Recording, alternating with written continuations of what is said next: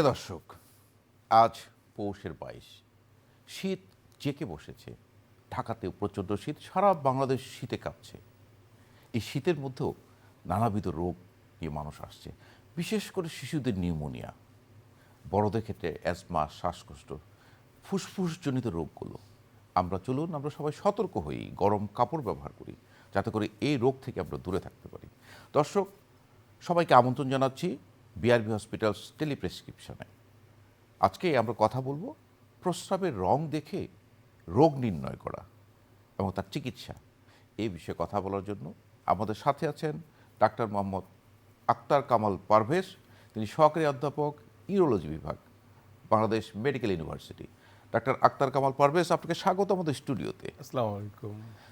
আপনার কাছে আমার প্রথম প্রশ্ন, আসলে ইউরিনে কিন্তু নানা রং হয়, মানুষ আতঙ্কিত হয়ে যায়। কারো ইউরিনের কালার হলুদ, কারো ইউরিনের কালার রক্তের মতো লাল, কারো আবার সাদা, একদম ধবধবে দুধের মতো সাদা।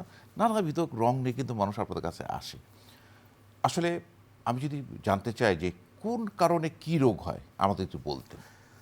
আসলে ইউরিন বা প্রস্রাব যেটা আমরা বাংলায় বলি, প্রস্রাবের রং আসলে নর্মাল কালারটা আসলে আগে আমাদের জানতে হবে। বাংলাদেশের অনেকে আসলে এই সম্পর্কে ধারণা নাই যে আসলে কালারটা কি ধরনের হলে আমি নর্মাল জীবনযাপন করতে পারবো। কিন্তু মানুষের রোগ নির্ণয় করার জন্য প্রস্রাব পরীক্ষা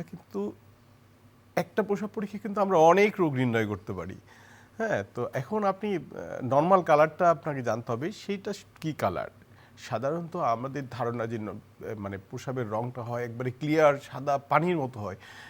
বাংলাদেশের মানে সবাই এটা কিন্তু জানে। আসলে কিন্তু আমাদের প্রস্রাবের রংটা কিন্তু একেবারে অ্যাকচুয়ালি সাদা, মানে পানির মতো না, কিন্তু এটা কিছুটা একটু কালার চেঞ্জ থাকে। এটাকে আমরা যেটা স্ট্র কালার বলি, অথবা যদি বলি আমরা লাইট ইয়েলো, হ্যাঁ, অথবা পিঙ্ক, এই কালারটা আসলে নর্মাল। তো এখন এই কালারটা বিভিন্ন কারণে আমাদের চেঞ্জ হতে পারে। একটা হলো মেনলি যেটা হয় আমাদের ড্রাগ অথবা ডিজিজ মানে রোগ, অথবা আমাদের কিছু খাদ্য ফুডের জন্য কিন্তু কালারের রং চেঞ্জ হতে পারে।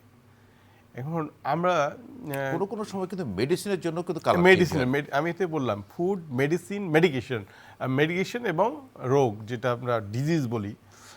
তো এই কারণে কিন্তু কালার চেঞ্জ হতে পারে। এখন আপনি কখন ডাক্তারের কাছে যাবেন যে আপনার কালারটা চেঞ্জ হয়েছে, আপনি মনে করতেছেন যে আমার এই প্রস্রাবের রং তো আগে ছিল না, কিন্তু হঠাৎ করে এরকম হয়ে গেল কেন?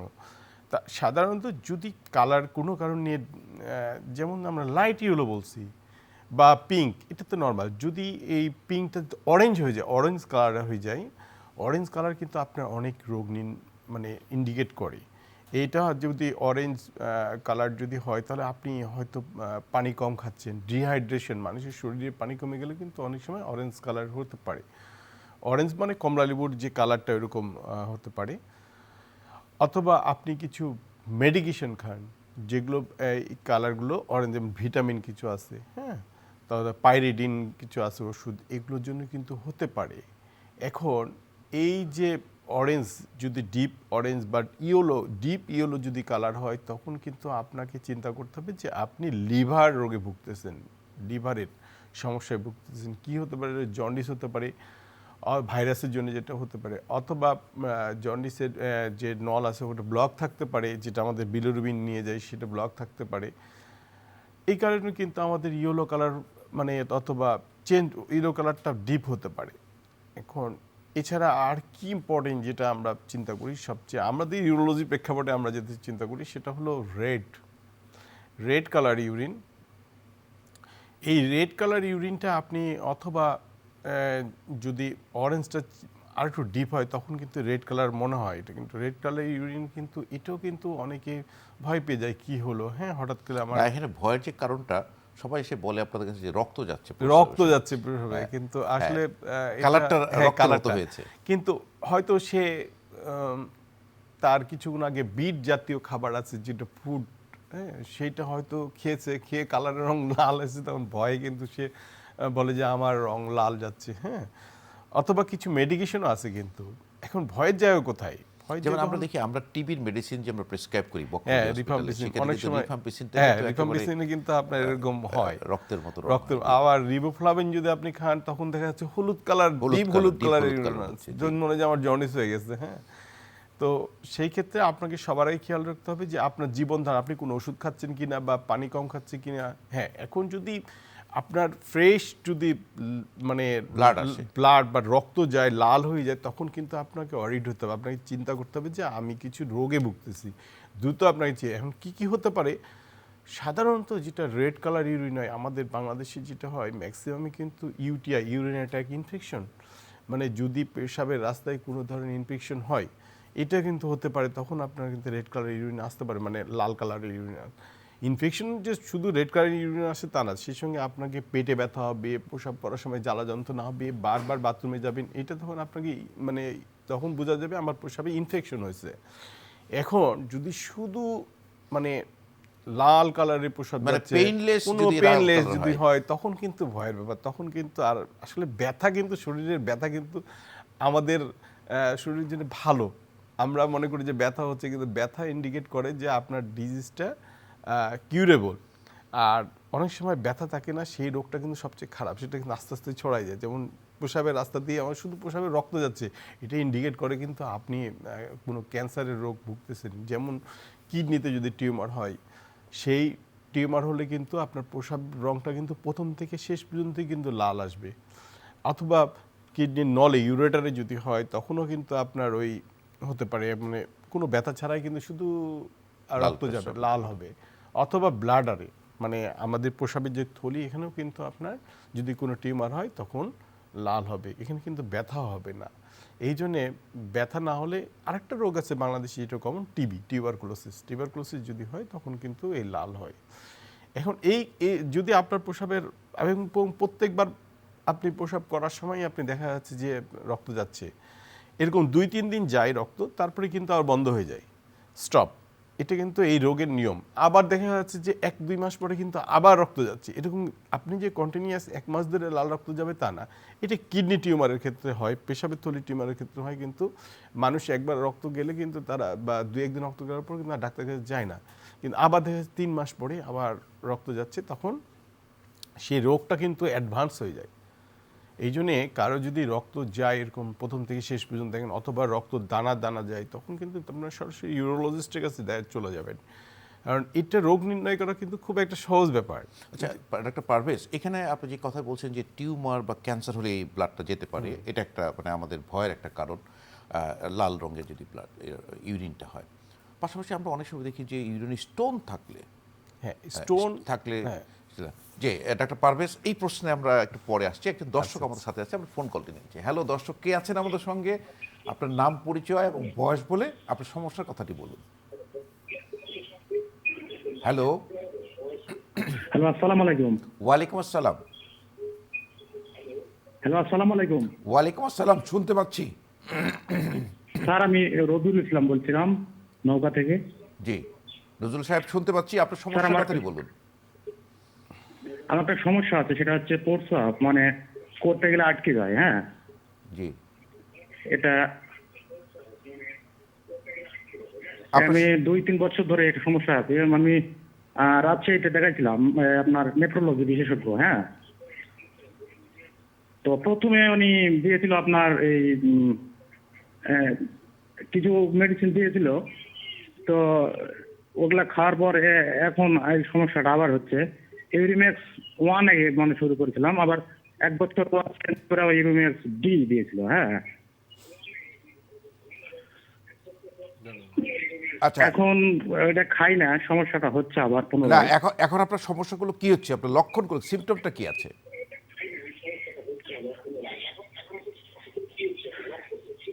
এখন সিমটম হচ্ছে যে এই কোমরে একটু করে ব্যথা হয়, প্রস্রাব ক্লিয়ার হয় না। অর্থাৎ প্যান্ট যদি পরে থাকি, প্যান্টটাকে নিচে নিয়ে গিয়ে অথবা লুজ করে প্রস্রাবটা করতে হয়। সরাসরি প্রস্রাবটা করা যায় না, কি প্যান্ট করে যে প্রস্রাবটা করবে এমন করতে পারে না, প্যান্টটা লুজ করে দিতে হবে, অথবা লুঙ্গি যে পরে থাকি সেটা লুজ করে দিতে হবে। যে নজরুল সাহেব, আপনার বয়স কত? আমার বয়স 33-34 বছর। 33-34। জি, আপনার সঙ্গেই থাকুন, নিশ্চয়ই ডাক্তার পারভেজ আপনার প্রশ্ন উত্তর দিবে।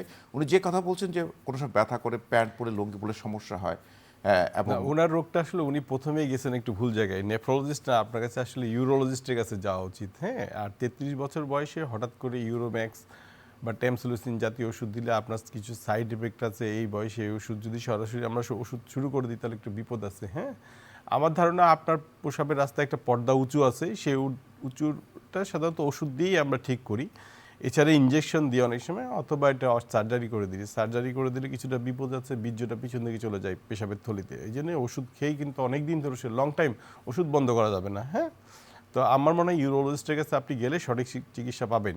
এবং এটা আপনার ডায়াবেটিস হাইপারটেনশন ডায়াবেটিসের যেমন ওষুধ খেতে হয়, এই ওষুধটা আপনাকে লং টাইম এটা ভালো হবে না, খেতে থাকলে আপনি ভালো থাকবেন। ধন্যবাদ। আমার মানে আমার নজরুল সাহেব একজন ইউরোলজিস্ট দেখিয়ে তার পরামর্শ মতো তার চলা উচিত। পরামর্শ নিতে হবে। ডাক্তার পারভেজ, আমরা যে প্রসঙ্গে ছিলাম, আমি বলছিলাম যে অনেক সময় এই আমি স্টোনের আসলে কারণে যেটা বলছিলাম যে পেনলেস হেমাচুরিয়া, মানে এখানে যেটা রক্ত যাবে কিন্তু ব্যথা হবে না, সেটা কিন্তু টিউমারের ক্ষেত্রে আর টিবির ক্ষেত্রে আর ড্রাগ। মানে এখন পেইনফুল হেমাচুরিয়া আপনি যেটা বলেন, খুব ইন্টারেস্টিং একটা ব্যাপার। আসলে স্টোনের জন্য কিন্তু রক্ত যেতে পারে, কখন যাবে? কিডনিতে পাথর থাকলে আসলে রক্ত খুব কমই যায়, কিন্তু যখন কিডনি থেকে ছোট ছোট পাথর থাকে, যেগুলো সাধারণত এই 6 মিলিমিটারের নিচে, 6 মিলিমিটার নট সেন্টিমিটার নিচে যদি, তখন এই কিডনিটা অনেক সময় পাথরটা কিডনির নল দিয়ে গড়ায় গড়ায় নিচে যখন আসে, তখন একটা এসে একটা জায়গায় আটকায় যায়। কিন্তু তখন কিন্তু এরা ছিটতে ছিটতে, কিডনির নলটা ছিটতে ছিটতে আসে, তখন কিন্তু আপনার এই পেশাবের রাস্তা দিয়ে রক্ত যেতে পারে। এমনি কিডনিতে পাথর থাকলে রক্ত যেতে খুব রেয়ার, মানে 100 জনের 7 জন, খুব কম। কিন্তু এর সঙ্গে আপনার কিন্তু সিভিয়ার পেন, মানে খুবই ব্যথা হবে এবং হসপিটাল যাওয়া ছাড়া আপনার কোনো উপায় থাকবে না। এটা কিন্তু পাথরের ক্ষেত্রে।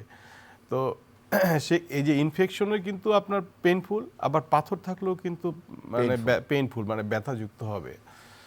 তা আমরা এই যে আপনি বলছিলেন, একটা বলেছেন যে স্ট্র কালার নর্মাল থাকে, একটা বলেছেন যে আপনার একটু ডিপ ইয়েলো কালার, আরেকটা হলো যে আপনার রেড কালার। আমরা কোনো কোনো সময় ফ্র্যাঙ্ক পাস দেখি। আচ্ছা, এটা হলো ক্লাউড ইউরিন যেটা বলে। হ্যাঁ, ক্লাউড ইউরিন, এই সম্পর্কে আমি বলতে যাচ্ছিলাম। ক্লাউড ইউরিন হলো আসলে অনেক সময় ফ্র্যাঙ্ক পাস যেটা হয়, সে ভেনারেল ডিজিজ, মানে এটা যেতে যৌন রোগ বলে, এটা অনেক সময় হয়। ইভেন আমাদের ইউরোলজিস্টে যদি সিভিয়ার ইউটিআই হয় যাদের, মানে ইউটিআই মানে ইউরিনারি ইনফেকশন, পেশাবের থলিতে ইনফেকশন হয়েছে অথবা কিডনিতে ইনফেকশন হয়েছে। ডাক্তার পারভেজ, আমরা এই প্রসঙ্গে আসছি। একজন দর্শক আমাদের সাথে আছেন, আমরা কলটি নিয়ে নিচ্ছি। হ্যালো দর্শক, কে আছেন আমাদের সঙ্গে? আপনার নাম, পরিচয়, আমি বয়স আব্দুল বলুন। গরিব আছি, ঠাকুরগাঁতে কাছে। জি, জি বলুন, আপনার সমস্যার কথা বলুন। আমার সমস্যাটা হলো বারবার মানুষের প্রস্রাবে ইনফেকশন হয় কেন? আমরা ইউরিন করছি, ব্লাড টেস্ট করছি, কিন্তু কিছু পাচ্ছি না। কিন্তু বারবার করে মহিলা মানুষের প্রস্রাবে ইনফেকশন হচ্ছে, রোগী ডায়াবেটিস সমস্যা আছে। আমি এটা জানতে চাচ্ছিলাম। ওকে, আপনি সঙ্গে থাকুন, ডাক্তার পারভেজ উত্তর দিচ্ছে। ওনার বারবার ইউরিনারি ট্র্যাক্ট ইনফেকশন হয়, এটার পিছনে কারণগুলো কি এবং ওনার কি করা উচিত, এবং কালচারে কিন্তু উনি কিছু পাচ্ছে না। আচ্ছা, কালচারে যদি না পায় তাহলে সে অ্যান্টিবায়োটিক হয়তো পেয়েছে, তাহলে কালচারে আমাদের নেগেটিভ আসবে। এটা বাংলাদেশে খুবই কমন একটা, কারণ আমার পেশাবে যারা দোকানে গেলেই কিন্তু ওরা অ্যান্টিবায়োটিক ধরাই দেয়। একটা দুটা খাওয়ার পরে এটা বন্ধ করে দেয়, তখন আর রেজাল্টটা ঠিক মতো আসে না। অ্যাকচুয়ালি কোন অ্যান্টিবায়োটিকটা কাজ করবে সেটা আমরা তখন জানতে পারি না। যেমন একজনের যদি অ্যান্টিবায়োটিক না খেয়ে ডাক্তারের কাছে সরাসরি আসতো, কালচার করলে আমরা ঠিক অ্যান্টিবায়োটিকটা দিলে 300-400 টাকার মধ্যে তার চিকিৎসাটা হয়ে যেত। কিন্তু ওই যে দোকান থেকে যে ওষুধগুলো খাচ্ছে, তখন ওই তার ওই মানে ড্রাগের ইয়েটা চেঞ্জ, মানে যে জীবাণুগুলো মেরে ফেলার যে ওষুধগুলো সেগুলো চেঞ্জ হয়ে যায়, তখন দেখা যাচ্ছে 300, সেই জায়গায় 30,000 টাকাও চলে যেতে পারে। হ্যাঁ, না পারভেজ, এখানে যে প্রসঙ্গটা এখন আসছে, যে প্রসঙ্গটা আসছিল সেটা আমি বলতেছি যে রিপিটেড ইনফেকশন, রিকারেন্ট ইউরিনারি। এখন কথা হলো যে উনি বয়সটা বলে নাই, 1 নম্বর। 2 নম্বর কথা হলো ডায়াবেটিক্স। একটা হলো যদি বয়স বেশি হয়, মানে মেনোপজ, যারা মেনোপজ হয়ে গেছে অথবা ডায়াবেটিস, তাদের কিন্তু রিপিটেড ইনফেকশন আছে। সেই জায়গায় আমরা কি করি, কিন্তু জীবন ধারণ শিখাই দেওয়া যে আপনি কি করবেন, অথবা তার হয়তো বয়স বেশি, প্রসাব যে করে প্রসাবটা ঠিক মতো বেরোয় না, কিছু প্রসাব সবসময় পেশাবের স্থলিতে থেকে যাচ্ছে। আমাদের তো প্রসাবের নালীটা একটা ড্রেন। আপনি দেখেন যে ড্রেনটা নদীর ভিতরে পড়ে, সেটা কিন্তু ফর্সা, মানে চকচকা থাকে, সেখানে কিন্তু কোনো কিছু দেখবেন না। কিন্তু যে ড্রেনটা আমাদের রাস্তা এখানে বাইরে বেরোলে যে ড্রেনগুলো বন্ধ থাকে, ওখানে দেখবেন যে তাকায় দেখবেন অনেক জীবাণু, অনেক পোকা। তো মানুষের প্রসাবের রাস্তাও কিন্তু একটা ড্রেন। সেই ড্রেনটা যদি আপনার কোনো কারণে বন্ধ থাকে, প্রসাব ভিতরে থেকে যায়, আপনার জীবাণু হবে বারবার। আপনার লাইফস্টাইল, এই রোগীর ক্ষেত্রে আমরা যেটা করি যে লাইফস্টাইল অনেক সময় চেঞ্জ করতে বলি। যারা বয়স্ক মেনোপজ হয়ে গেছে তাদের ক্ষেত্রে আমরা লাইফস্টাইল চেঞ্জ করতে বলি। পানি কিন্তু আপনার প্রিভেন্টিভ কোনো মেজার না যে আপনি বেশি পানি খেলে আপনার পেশাবের ইনফেকশন থাকবে না, এটা কিন্তু না। আপনাকে পানি পরিমাণ মতো খেতে হবে। আপনি হয়তো উনি যেটা বলছে হয়তো পেশাব ঠিক মতো হচ্ছে না, পেশাব অথচ সে বেশি বেশি করে পানি খাচ্ছে, তা লাভ হচ্ছে না, আরও পেশাব থেকে যাচ্ছে, আরও ইনফেকশন হচ্ছে। এই জন্য পরিমাণ মতো পানি খেতে হবে। পায়খানা বা স্টুল যেটা আমরা বলি, সেটা প্রসাবের সঙ্গে পায়খানার কিন্তু সম্পর্ক আছে। এই জায়গায় কিন্তু পায়খানা যদি আপনার শক্ত হয়, হার্ড স্টুল এসে কিন্তু প্রসাবের রাস্তাটা বন্ধ, সেই জায়গায় আপনি ঠিকমতো প্রসাব করতে পারতেছেন না। হয়তো ওনার ক্ষেত্রে এটাও হতে পারে, যিনি পায়খানাটা নরম রাখতে হবে। অনেক সময় আমরা কি করি, যেটা এইসব রোগীর ক্ষেত্রে লেবুর জুস খেতে বলি, লেবুর শরবত খেতে বলি। তো লেবুর শরবত খেলে কিন্তু প্রিভেন্টিভ। আরেকটা কি, আমরা কিছু ক্রিম দিই, যেটা আমাদের যারা পোস্ট মেনোপজাল হয়ে যায় সেই ক্ষেত্রে ক্রিম দিয়ে আমরা কিছু জীবাণু আছে যেগুলো কিন্তু আমাদের ইউটিআই প্রিভেন্ট করে। হ্যাঁ, আমাদের যে ইউরিনটা, আমাদের প্রসাবটা যেটা আছে সেটা অ্যাসিডিক হয়ে যায় যদি ইনফেকশন বেশি হয়, সেই জায়গায় আমরা অ্যালকালিন করার জন্য কিছু ওষুধ দিই, কিছু ক্রিম দিই। এটা। আর যদি ইয়াং লেডি হয় যারা, তাদের ক্ষেত্রে তাদের যেটা হয় যে তারা হয়তো হাইজিন মেনটেন করে না, পার্সোনাল হাইজিনটা মেনটেন করে না, সেই জায়গায় পার্সোনাল হাইজিন মেনটেন করতে হবে। প্রসাব করার পরে ভালো করে তো ধৌত করতে হবে, কোনো সাবান শ্যাম্পু না লাগানোই ভালো। অথবা মিনিস্ট্রেশন প্যাড যদি তারা ব্যবহার করে, তারা তিন ঘন্টার বেশি রাখবে না, পরিমাণ মতো পানি খাবে। হ্যাঁ, তো আর যাদের অনেক রিপিটেড ইনফেকশন হচ্ছে তাদেরকে আমরা শিখিয়ে দিই যে আপনি যখনই এই ফিলটা করবেন যে আপনার প্রসাবে জ্বালা যন্ত্রণা করতেছে বা জ্বর আসতেছে, তখন আমরা বলি যে রাতে একটা করে অ্যান্টিবায়োটিক খেয়ে নেবেন। একটা স্পেসিফিক একটা অ্যান্টিবায়োটিক লিখে দিই, অ্যান্টিবায়োটিক তখন আপনি বুঝতে পারবেন, আপনি নিজেই বুঝতে পারেন যে আমি ইনফেক্টেড, তখন একটা অ্যান্টিবায়োটিক খেয়ে নিলে একটা সিঙ্গেল ডোজ আপনি কিন্তু ভালো থাকবেন অনেকদিন ধরে। এই আর হ্যাঁ, ডাক্তার পারভেজ, আরেকটা বিষয় আপনি বলছেন যে কালচার, উনি কিন্তু বলেছিল যে কালচারে ওনার কোনো জীবন আছে। এখন আপনি কালচার করার সঠিক নিয়মটা কি? আচ্ছা, কালচার তো নিয়ম হলো, আপনি যখনই ফিল করবেন যে আপনার এরকম প্রসাবের জ্বালা যন্ত্রণা হচ্ছে, আপনি কোনো এমনি নর্মাল ব্যথা কমানোর ওষুধ খেতে পারেন, কারণ আপনার তো ব্যথা কমাতে হবে।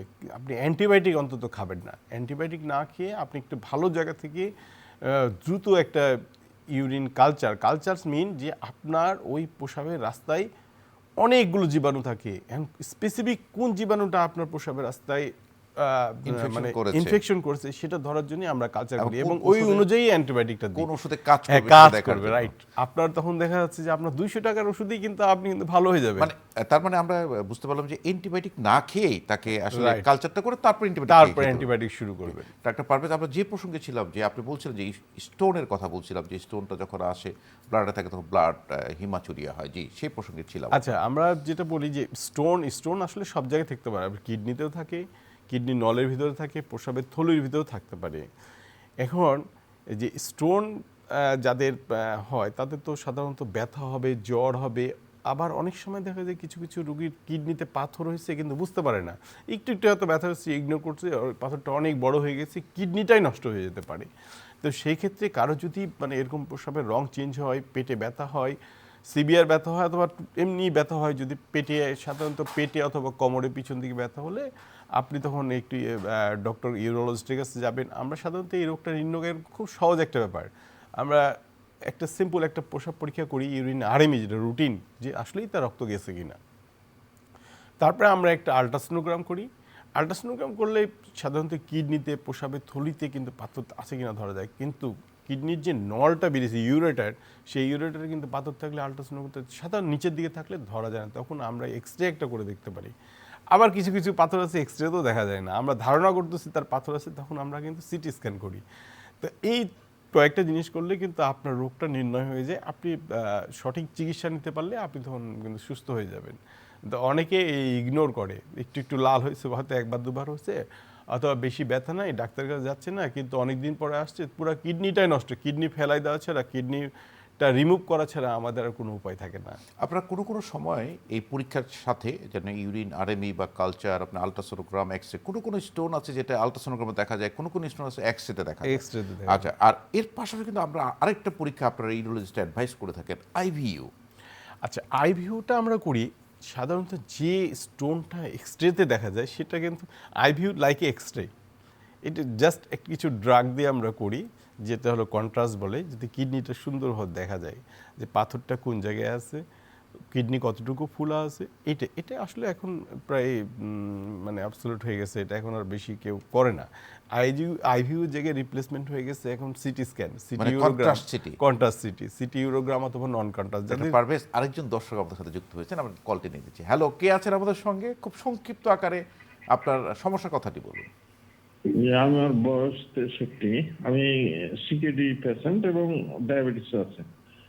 আমি পানি খাই আপনার 1.5 লিটার 1.5 লিটার। প্রস্রাবটা খুব বেশি হয়, অন্তত 24 ঘন্টা 8 বার প্রস্রাব হয়। আপনি সঙ্গেই থাকুন, ডাক্তার পারভেজ উত্তর দিচ্ছে। উনি কিন্তু সিকিডি পেশেন্ট, বয়স আমাদের সিনিয়র সিটিজেন, এবং উনি কিন্তু আর্জেন্সি অফ ইউরিন। তো এটা উনি জানতে চাচ্ছেন কি করা উচিত। পানি কিন্তু কম খাচ্ছে, 1.5 লিটার। উনি খুব ভালো একটি বলছে যে আসলে পানি কম খাচ্ছে, কিন্তু বারবার আরেকটা জিনিস সেটা আমরা ভাগ করি যে রাত্রে বেশি হচ্ছে না দিনে বেশি হচ্ছে। ঠিক আছে, দিনে 4-5 বার আমরা নর্মাল, কিন্তু রাত্রে যদি আপনার বেশি বারবার উঠতে হয়, একবার উঠলেই কিন্তু সিগনিফিকেন্ট যে আপনি কোনো একটা রোগে ভুগতেছেন। এখন উনি ডায়াবেটিসের রোগী, আবার বয়স বেশি। সাধারণত এই বয়সে যেটা হয়, প্রস্রাবের রাস্তায় একটা মাংসপিণ্ড যেটা পোস্টেড বড় হয়ে যায়। পোস্টেড বড় হয়ে গেলে কি হয়, উনি সিকিডি ডায়াগনোস সিকিডি পেশেন্ট। হ্যাঁ, মানে উনি 1.5 লিটার থেকে 2 লিটার পানি খাচ্ছে। মানে CKD stage 1, stage 2, not stage 3, 4 বা এরকম 5 না। মানে সে পেশাব করে 2 লিটার মতো, 1.5 থেকে 2 লিটার মতো প্রসাব করে বলে তাকে ওই পরিমাণ পানি দিয়ে হচ্ছে। যদি সে প্রসাব যদি কম করতো তাহলে পানি কিন্তু কমাই দিত, 1 লিটার আরও কমাই দিয়ে হতো। তার মানে উনি ভালো পেশাব করে। তো সেই ক্ষেত্রে ওনার যেটা এই বয়সে একটা কারণ। আরেকটা মেন উনি যেটা বলতেছে ডায়াবেটিস উনি কতদিন ধরে, ডায়াবেটিক্সে কি হয়, সিস্টোপ্যাথি ডেভেলপ করে। সিস্টোপ্যাথি মিনস যে আমাদের প্রসাবের থলিটা একটা পাম্পিং পাম্প করে, একটা নির্দিষ্ট পরিমাণ প্রসাব আসে 300-400 ml, তারপরে এটাকে পাম্প করে বের করে দেয়। এখন ডায়াবেটিসের রোগী যেটা হয় সেটা হলো এই পাম্প জিনিসটা নষ্ট হয়ে যায়, ঠিক মতো পাম্প করতে পারে না।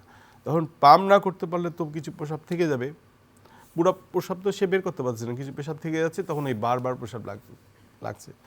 তো সেই ক্ষেত্রে আমরা যেটা করি এই রোগীর ক্ষেত্রে, যদি আমরা ব্লাডার সিডিয়েটিভ কিছু দিই, মানে যাতে ওই যে পাম্প করতেছে কিন্তু বেরোচ্ছে না, মানে র্যাপিড স্পাজম হচ্ছে, স্পাজম কমানোর জন্য একটু ওষুধ দিই।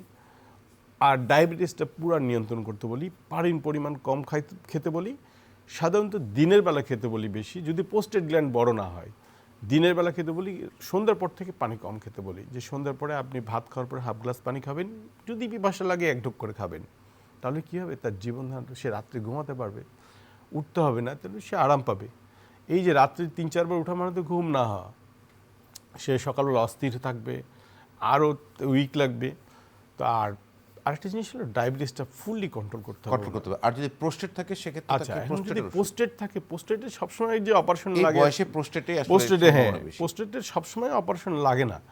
যেমন প্রোস্টেটের ফার্স্ট ট্রিটমেন্ট হলো আপনার অ্যাডভাইস লাইফস্টাইল মডিফিকেশন, আমরা যেটা বলি যে আপনি এই পরিমাণ পানি পাবেন, এই করবেন, শরবত খাবেন, চা কাপ কফি খাবেন না, এইগুলো বলি।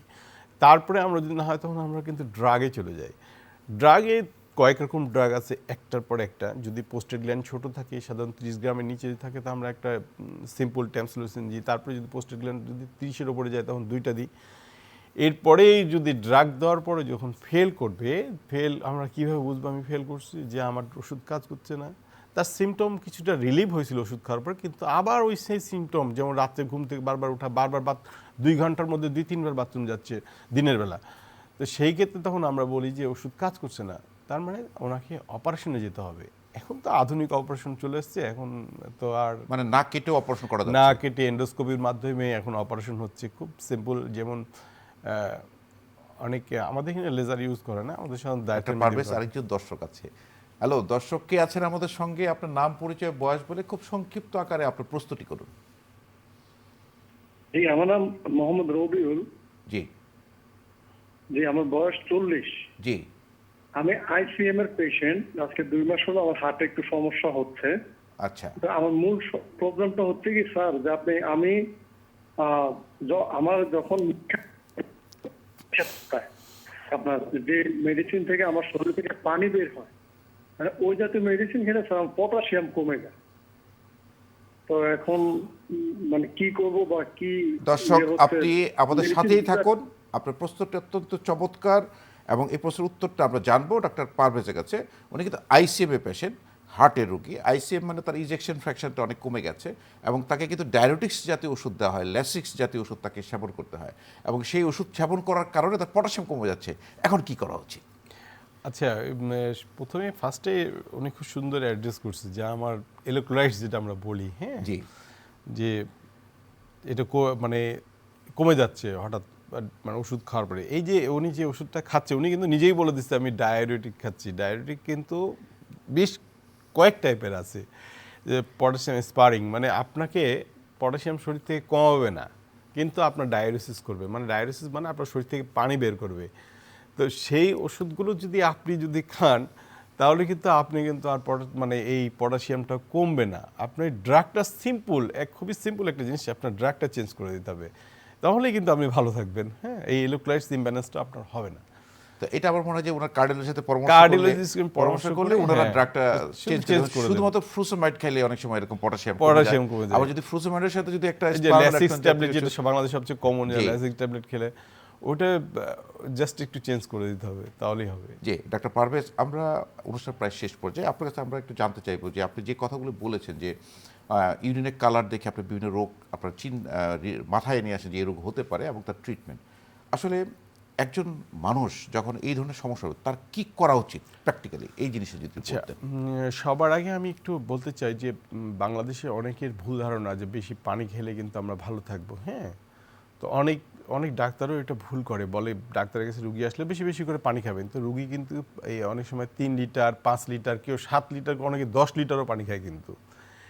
তো আমাদের নর্মাল পানির মানে নর্মাল এজ আমাদের প্রতিদিন প্রস্রাব হতে হবে 1.5 লিটার। 1.5 লিটার তার মানে আমাকে 2 থেকে 2.5 লিটার পানি খেলেই কিন্তু আমার শরীরের জন্য যথেষ্ট, এর বেশি আপনার খাওয়ার দরকার নেই। তো সেই ক্ষেত্রে মানে ইউরিন কালারটা যদি আপনার হালকা হলুদ হয়ে থাকে, এটা নর্মাল। এখন আপনি কখন ডাক্তারের কাছে যাবেন? এই আমি যেগুলো আলাপ করলাম, হয় রেড কালার অথবা হ্যাজি কালার, মানে যেটা বলতেছি আমরা যে ক্লাউডি ইউরিন, মানে জি এটা এটা এটা অথবা অরেঞ্জ, ইউরিনের কালার দেখে তাকে হ্যাঁ, orange ডক্টর colour হয়। পারভেজ, আমাদের আমরা একদম শেষ পর্যায়ে আপনাকে অসংখ্য ধন্যবাদ আপনার সুন্দর পরামর্শের জন্য। নিশ্চয়ই আজকের যে আলোচনা দর্শকদের অনেক কাজে আসবে। আপনাকে ধন্যবাদ। আমাকেও, সবাইকে, আপনাকেও ধন্যবাদ এবং আমাদের সবাইকে, চ্যানেলের সবাইকে ধন্যবাদ। দর্শক, ইউরিনের কালার দেখে আমরা রোগ নির্ণয় করতে পারি। আপনার ইউরিনের কালার যদি নর্মাল কালারের বাইরে হয়, আপনার দেরি না করে একজন ইউরোলজিস্টের পরামর্শ নিতে পারেন। আর একটা ইউরিন আরএমই পরীক্ষার সাথে করে নিয়ে গেলে আপনার চিকিৎসা আরও সহজ হবে। দর্শক, ভালো থাকুন, সুস্থ থাকুন, আপনার কিডনির যত্ন নিন। শুভকামনা সকলের জন্য।